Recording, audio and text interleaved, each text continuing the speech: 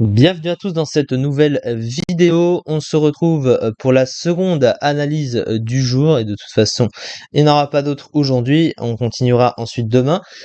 Sur les Pokémon de la deuxième génération et après avoir fait Steelix, hein, mon Pokémon préféré, un Pokémon extrêmement cool en stratégie, on va tomber extrêmement bas avec celui-ci, hein, parce que bon, on va pas se mentir, il est vraiment assez nul.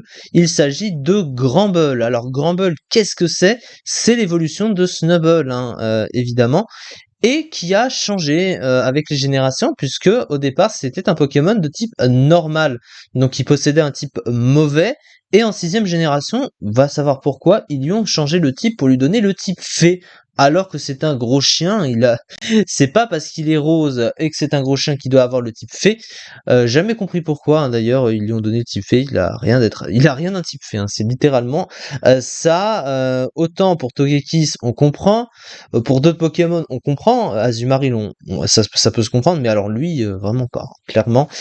Alors, qu'est-ce que c'est du coup? Alors, Granbull a le type fée pur, donc il est monotype, hein, ce Pokémon. Le type fée, ça reste évidemment beaucoup mieux que le type normal, hein, de très très lent. En même temps, le type normal étant très mauvais, tu peux difficilement faire pire, évidemment. À part éventuellement avec le type glace, hein, mais voilà.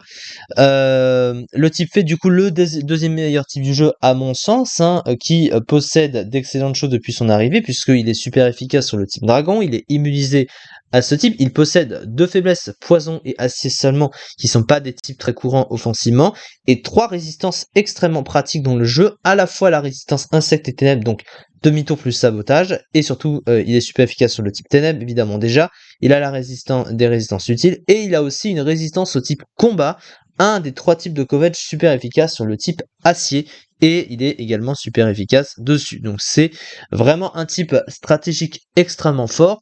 Toutefois, encore une fois, il aurait préféré, surtout pour un Pokémon offensif comme lui, avoir un double type parce que offensivement ça lui aurait plus apporté qu'être juste monotype.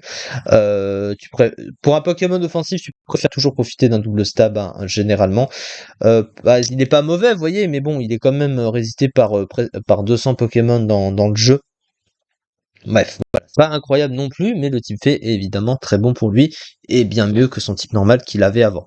Alors, au niveau des talents, alors il y en a un qu'un seul qui va être intéressant, c'est Intimidation. Alors, il n'est pas revenu dans Pokémon épée et bouclier. Ça, c'est un... Voilà, c'est la petite chose. Mais du coup, intimidation, bah, ça baisse l'attaque physique de l'adversaire d'un cran quand il arrive sur le terrain, donc c'est évidemment un des meilleurs talents du jeu, donc voilà, il va pas s'en plaindre évidemment. Les deux autres talents par contre sont très très nuls. Alors Quick Fit, je crois que ça s'appelle pied confus ou pied véloce, j'ai un doute.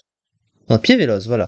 Donc ça augmente la vitesse du Pokémon en cas d'altération de statut, donc c'est un talent beaucoup trop situationnel, et puis surtout, prendre le risque de faire infliger un statut alors qu'il est déjà assez lent, donc même avec un boost de vitesse, ça change rien, autant qu'il profite d'une capacité de boost de vitesse à côté.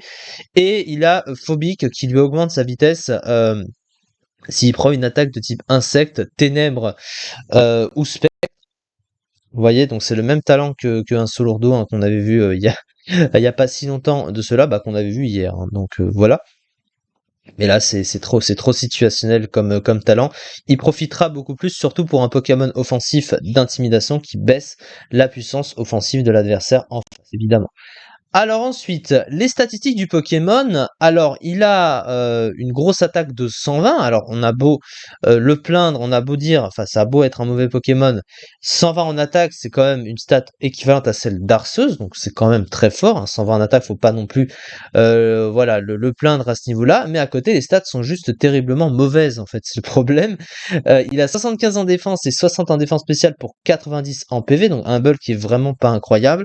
Il a 60 en attaque spéciale, c'est assez triste parce que il a des options de move pool sur le spécial qu'il ne peut pas utiliser. On voit qu'il a déflagration, et oui, il a même tonnerre, donc quelques trucs qu'il ne peut pas utiliser, sachant qu'il a déjà un move pool assez moyen. C'est un peu triste. Et surtout, bah, il est extrêmement lent, hein, seulement 45 de vitesse. Pour un Pokémon offensif, c'est assez triste. Son move pool offensif est quand même correct, hein, faut pas non plus voilà, lui en vouloir. Il a des attaques offensives puissantes, hein, il possède aussi un bon move de boost, il a gonflette, il a close combat, il a séisme, il a les points élémentaires, hein, point de feu, point de glace, etc. etc. Il a quelques options de soutien à côté, donc son move pool offensif est pas mauvais, hein, en globalité, hein. Il a aussi le Edgequake, hein, il a Rock Slide, il a Lame de Rock, il a Séisme, bref, il a des attaques, ouais, ça on l'avait dit, il a Calinerie aussi, stabé. Voilà, donc c'est dommage parce qu'il a un move pool offensif qui est bon, hein, mais bon, voilà, les stats ne suivent pas. Et encore une fois, je pense il aurait préféré un double type pour être plus intéressant offensivement parce qu'il va être naturellement comparé à d'autres Pokémon de type fée, hein, qui ont un double type et qui sont nettement meilleurs, hein. On avait avant, bah, du coup, comme il est resté à la limite de la 7ème génération, Mega Altaria, déjà, il y a Mega Diancie, Gardevoir, Mega Misdibule, Togekiss, Primarina, même Ninetales d'Alola, hein, est meilleur. Nymphali, les Toko, on ne les présente plus. Bref, il a une concurrence longue comme le bras, ce pauvre Pokémon. Tout simplement parce que ses stats le descendent, quoi, et qu'il n'est pas suffisamment d'utilité comparé à d'autres. Voilà, c'est un peu la tristesse. Une attaque excellente ainsi que des bons PV, un type fait bon défensivement comme offensivement dans ce tiers, un move pool varié, offrant de quoi toucher tous ceux qui résistent à son stab, un talent intimidation très utile, des défenses très moyennes et surtout une mauvaise vitesse, une attaque spéciale inexploitable malgré les nombreuses attaques qu'il apprend sur ce plan. Et du coup, eh bah, ici, il n'atteint que la 47e place du classement en ZU, en tout cas dans ses usages, avec 3,46% seulement des usages. C'est vraiment tristoun pour ce Pokémon qui pourtant a eu un excellent type à la place de son type merdique qu'il avait avant. Mais vous voyez que ça ne fait pas tout. Merci beaucoup de m'avoir suivi, en tout cas pour cette vidéo, et à demain pour la suite des analyses sur les Pokémon de la 2e génération. Et à très vite, merci beaucoup.